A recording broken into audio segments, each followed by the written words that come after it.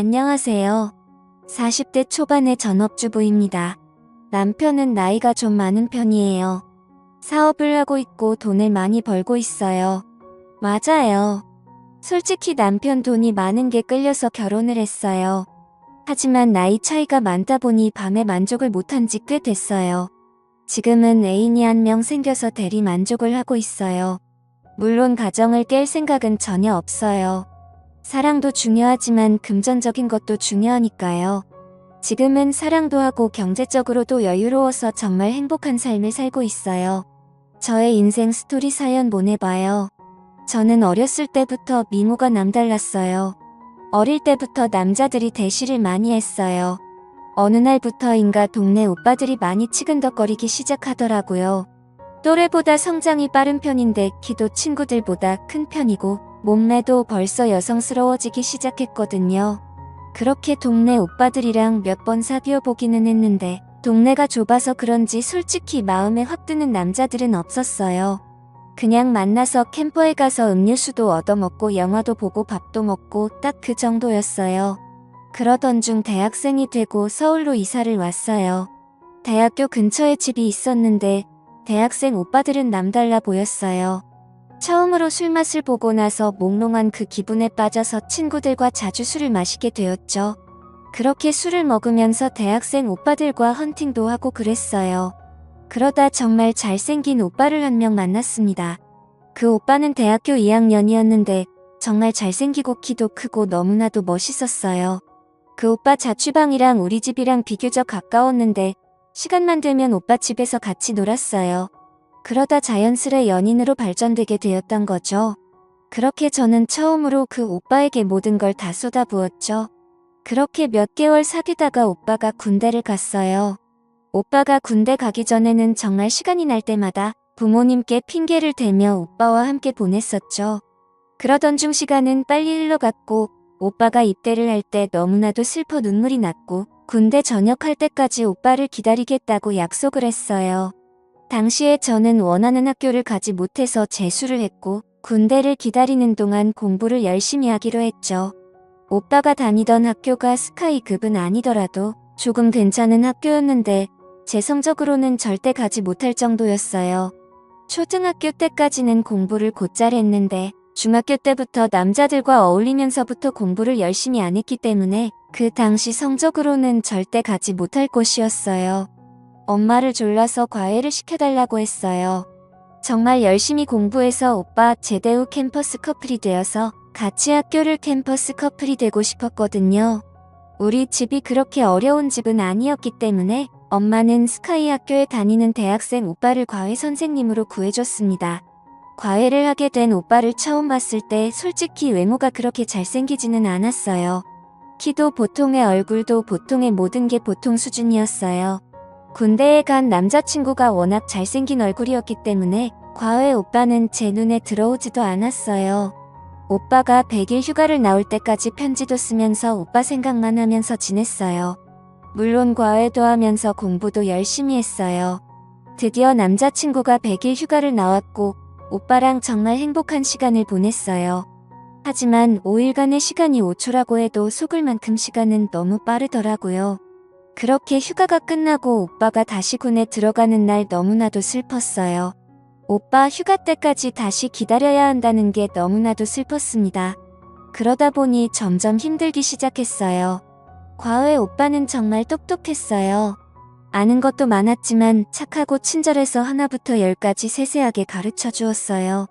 오빠랑 과외를 하고 첫 모의고사에서는 그렇게 성적이 오르지 않았지만 두 번째 모의고사에서는 여태까지 맞은 점수보다 훨씬 높은 점수를 받았어요.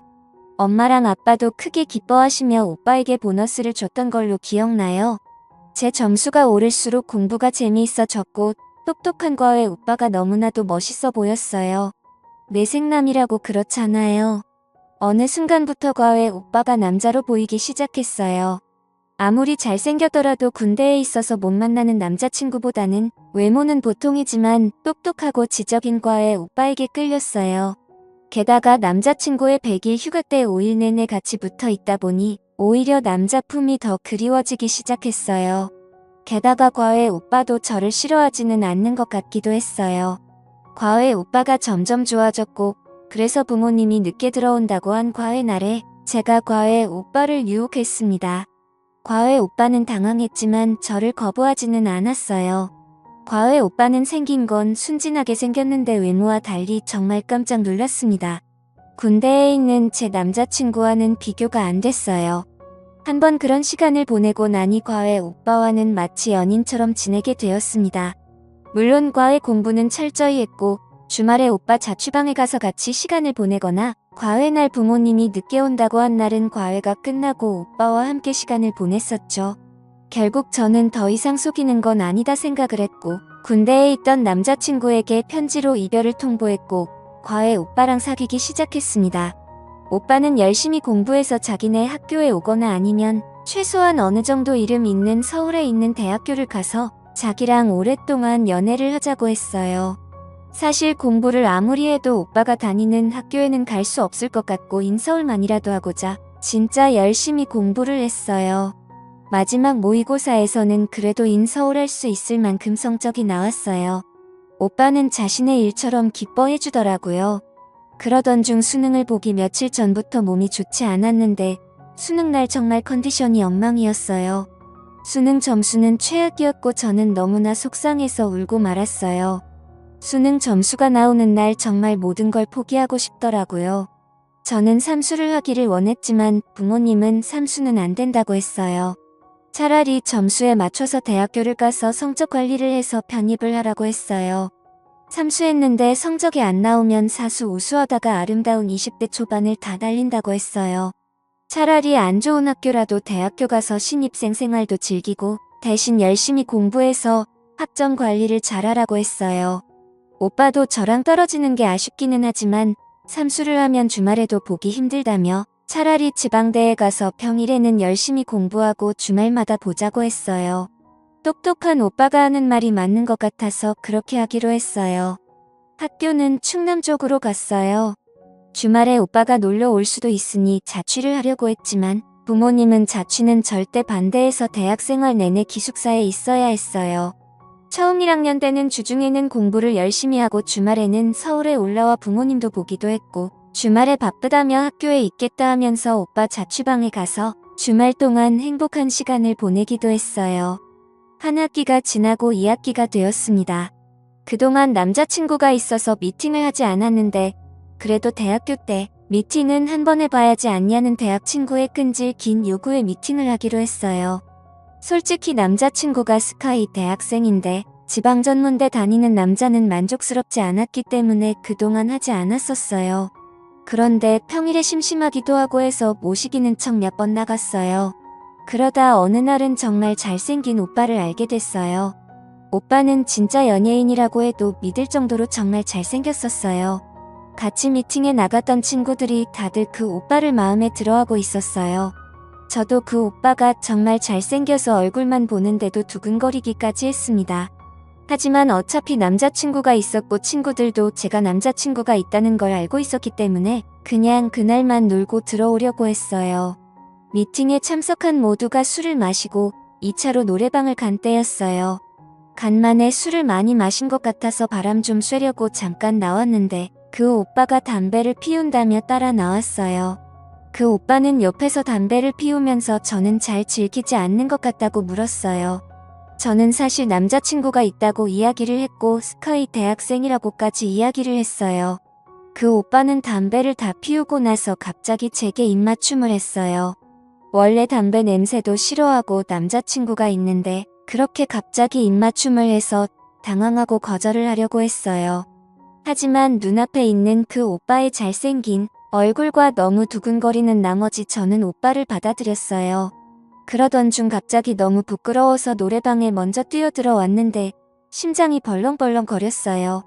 기숙사에 들어오고 나서도 그 오빠의 얼굴이 생각나서 잠을 못 잘 정도였어요. 며칠 뒤 모르는 번호로 문자가 왔는데 그 오빠였습니다. 주말에 시간 되면 둘이 술 한잔 하자고 했어요. 며칠을 망설이다가 알았다고 답장을 했어요. 원래 그 주말은 사귀던 오빠 생일이라 만나기로 했었는데 이번에 잘생긴 오빠의 약속을 거절하면 다시는 못 만날 것 같았어요. 사귀던 오빠에게는 만나기 전날에 전화해서 몸살이 나서 주말에 기숙사에서 쉬어야 하겠다고 거짓말을 했습니다.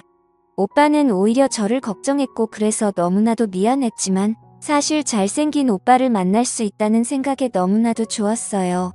다시 만난 오빠는 다시 봐도 진짜 잘생겼습니다. 오빠와 술을 마시니 술이 술술 들어갔어요. 오빠는 자기 방에서 한 잔 더 하자고 했고 저는 못 이긴 듯 오빠를 따라갔어요. 가서 맥주 몇 모금 더 마시다가 자연스레 선을 넘어버리고 말았습니다. 오빠는 정말 지금까지 만난 남자들보다 대단했고 저는 그 오빠에게 빠져들고 말았죠.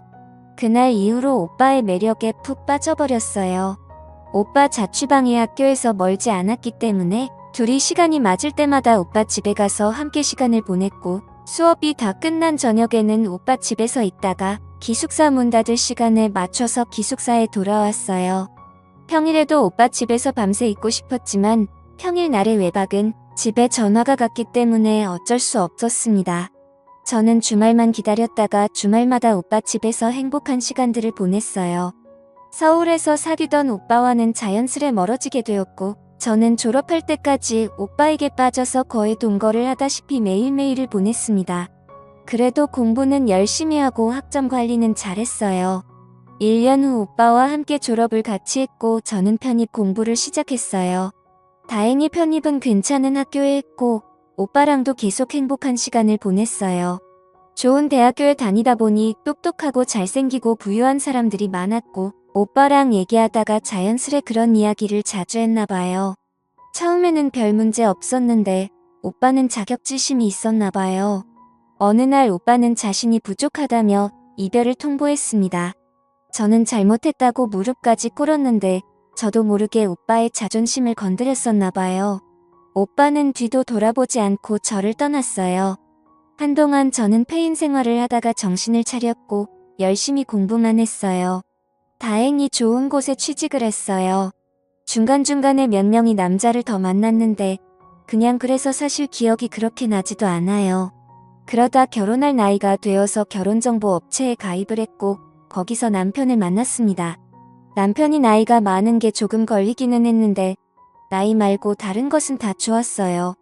남편은 잘생기진 않았고 키도 크지 않았지만 나이보다는 어려 보였어요. 게다가 원래도 집이 부유한 편이었고 작게 사업을 하는데 버는 돈도 적지 않았어요. 제가 워낙 예쁘고 날씬하고 키도 컸고 다니는 직장도 괜찮았기 때문에 남편은 첫눈에 저에게 반했고 우리는 얼마 사귀다가 결혼을 했어요. 남편에게 처음 함께 보낸 날은 솔직히 마음에 들지는 않았어요. 하지만 결혼은 사랑보다는 현실이라는 이야기를 많이 들었고 남편의 경제력은 미흡한 밤을 충분히 커버할 것 같다고 생각했어요. 결혼 준비도 순탄했고 결혼 생활도 순탄했고 아이들도 잘 낳았고 행복한 가정 생활을 했어요. 남편이 결혼 전에도 만족스럽지는 않았는데 남편 나이가 들수록 정말 급격하게 불만족스러웠어요. 남편과의 만족도는 좀 포기하고 대신 돈 쓰는 재미로 하루하루를 보냈어요. 하지만 어떤 날에는 정말 너무나도 외롭고 서러운 날도 있었습니다. 원래 저는 마트에서 실물을 보면서 장을 보거나 백화점에서 실물을 보고 사는 걸 좋아했어요. 하지만 코로나가 터지면서 온라인으로 장을 보고 물건을 사는 횟수가 많아졌어요. 보통 문 앞에 택배를 놓고 가는데 그날은 외출을 했다가 택배를 놓고 가는 택배 기사와 마주쳤었어요.